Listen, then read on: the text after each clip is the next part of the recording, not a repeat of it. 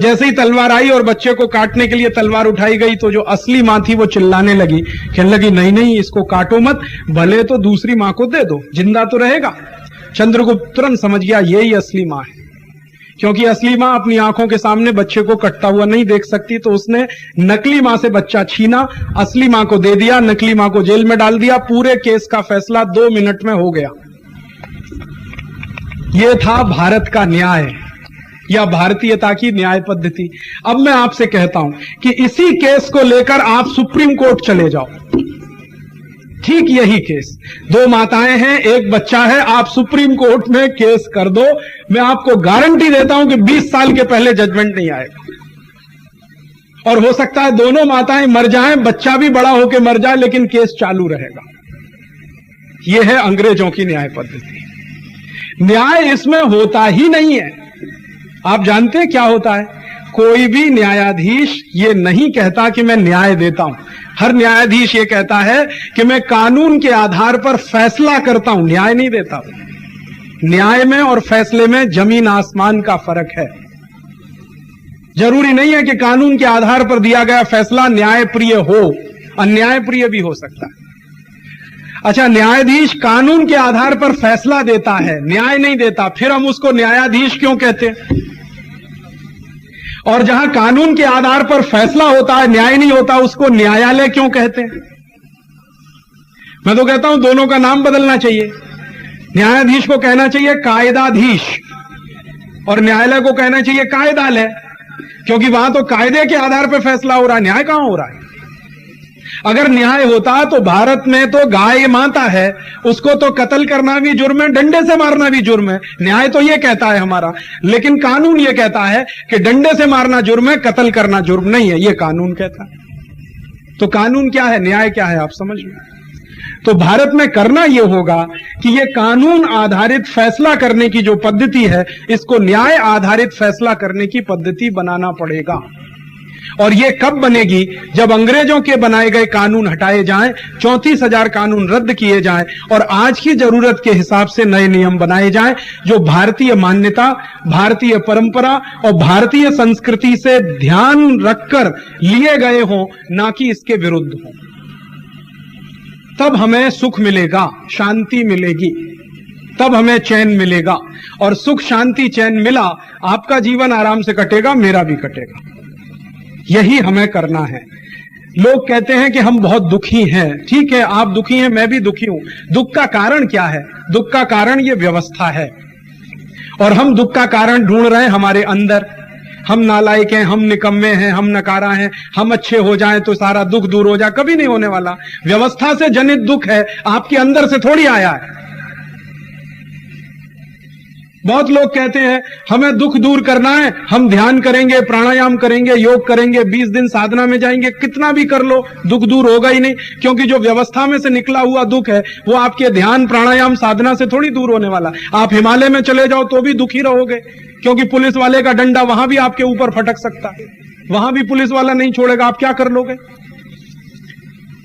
दुख अगर दूर करना है, व्यवस्था जनित है, तो व्यवस्था को बदलो। व्यवस्था से भागने में दुख दूर नहीं होने वाला। इस व्यवस्था को बदल दो जिसमें से यह दुख पैदा हुआ है। और मैं यही मानता हूं, और मैं मानता हूं इससे बड़ा अध्यात्म दुनिया में कोई नहीं है। जो व्यवस्था जनित दुखों को दूर कर ले, वो सबसे बड़ा आध्यात्मिक आदमी है। बाकी सब पाखंडी हैं। कोई अगर मुझे ये कहता है कि मैं 20 दिवस योगासन करता हूं, कोई कहता है 4 महीने का ध्यान लगाता हूं, सब पाखंड करते हैं। हो ही नहीं सकता ये। आपकी गली के नीचे कूड़ा कचरा पड़ा है, सड़ांध पड़ी हुई है, और आप घर में बैठ के साधना कर लेंगे, ये कैसे होने वाला है? पूरे समाज में दुर्गंध फैली हुई है, कहीं गरीबी है, कहीं बेकारी है, कहीं भूखमरा है, कहीं भ्रष्टाचार है, और कोई ये ढपोर शंकी कहे कि मैं तो ध्यान लगाता हूं, मैं तो प्राणायाम करता हूं, वो पाखंड के अलावा कुछ नहीं करता। ना ध्यान लगा सकता, ना प्राणायाम कर सकता। ध्यान और प्राणायाम तब होता है जब बाहर भी सुख है, अंदर भी सुख है, दोनों परिस्थितियां एकाकार होती हैं, तब आदमी ध्यान में जाता है, अन्यथा ध्यान में नहीं जाता। आसन कर लेना ध्यान कर लेना नहीं होता। आसन कर सकते हैं आप, त्राटक कर लीजिए, लेकिन त्राटक ध्यान नहीं हुआ करता कभी। ध्यान करने के लिए बाहर अंदर सम परिस्थिति चाहिए। बाहर सुख है, अंदर भी सुख है, बाहर आनंद है, अंदर भी आनंद है, तब आप ध्यान में जा सकते हैं, अन्यथा ध्यान में नहीं जा सकते। तो मैं तो ये सब बाबाओं को बोलता रहता हूं। बहुत सारे बाबा हैं जो गंडा ताबीज मानते हैं हमारे देश में, मेरे पास आओ, मैं तुम्हें मोक्ष ले जाऊंगा, आ जाओ, मुझे गुरु बना लो, मेरा यह गंडा बंधवा लो और गुरु दक्षिणा देते जाओ, हर गुरु पूर्णिमा को आते जाओ। और वो कहेंगे देखो माया में नहीं लगना, माया बहुत खराब है, तुम मुझे दे दो, मैं रखूंगा तुम्हारी माया को, यहां ले आओ, यहां दे दो, गुरु दक्षिणा में देते जाओ सारी माया, मैं इकट्ठा बैठता हूं इस माया के ऊपर, तुम माया मत रखो, मुझे दे दो माया पूरी। ऐसे लोगों को मैं बहुत कहता हूं, गुरुजी आप उनको मोक्ष ले जा रहे हो, खुद ही क्यों नहीं चले जाते। जनता इतनी भोली भाली, इतनी सीधी सादी, क्या करे बेचारी। हमारी जनता के भोलेपन का फायदा ये सब धूर्त राजकारणी भी उठाते हैं और ऐसे लोग भी उठाते हैं। तो क्या करना है इसमें से, मैं आपसे आखिरी बात जो कहना चाहता हूं वो ये कि ये व्यवस्था को बदलना है जिससे दुख पैदा होता है। दुख पैदा करने वाली व्यवस्था अंग्रेजों की दी हुई है, हमारी नहीं है। अंग्रेज आए थे तो हिंदुस्तान को गुलाम बनाए रखने के लिए जो व्यवस्था उन्होंने बनाई थी, दुर्भाग्य से आजादी के 55 साल के बाद भी वही चलती आ रही है। ना अंग्रेजों के कानून बदले, ना अंग्रेजों की शिक्षा बदली, ना अंग्रेजों का तंत्र बदला, ना अंग्रेजों का सिस्टम बदला, कुछ बदला नहीं है। इवन अंग्रेजी भाषा भी नहीं बदली इस देश में, वो भी वैसे के वैसे ही चली आ रही। अब हमारी मुश्किल क्या है, भारत के रहने वाले लोग अंग्रेजियत की व्यवस्था में रह रहे हैं, तो दुख तो होने ही वाला है। आपसे बिल्कुल विपरीत मान्यता वाली व्यवस्था है और आप बिल्कुल विपरीत मान्यता वाले देश के लोग हैं। दो विपरीत मान्यताएं एक जगह इकट्ठी होंगी तो टकराव तो होगा और दुख उसमें से निकलेगा।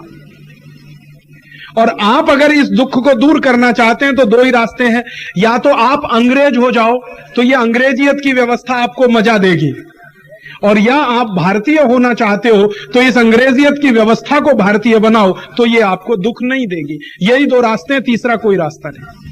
ये अधकचरे होके हम कभी सुख नहीं प्राप्त कर सकते।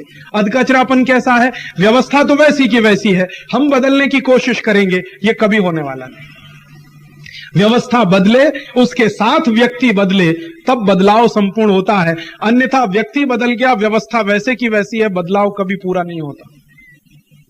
तो आप इस व्यवस्था को बदलिए, और व्यवस्था को बदलने का सबसे सरल उपाय है व्यवस्था के साथ असहयोग करिए, बहिष्कार करिए, उसका असहकार करिए, व्यवस्था बदलना शुरू हो जाती है। ये जो व्यवस्था आ गई है इसको बदलना है, इसके लिए संघर्ष करना है, इसके लिए संगठन बनाना है, इसके लिए चेतना पैदा करनी है, ये सब करिए, इसी में से व्यवस्था बदलेगी। व्यवस्था परिवर्तन के 4 स्टेप्स हैं। पहला स्टेप जन जागृति, दूसरा स्टेप संगठन, तीसरा स्टेप रचनात्मक काम और चौथा स्टेप संघर्ष। उसके बाद 5वें स्तर पर जाकर व्यवस्था बदलती है। तो पहला स्टेप जन जागृति करिए, दूसरा स्टेप संगठन बनाइए, तीसरा स्टेप उसमें से निर्माण का काम करिए और चौथा और आखिरी स्टेप संघर्ष में लग जाइए, पूरी व्यवस्था बदलेगी। और ये व्यवस्था अगर अंग्रेजों के जमाने की हम बदल पाए तो मैं मानता हूं कि सच्ची आजादी आएगी। और उसी सच्ची आजादी के लिए आप, मैं, हम सब मिलकर प्रयास करें। यही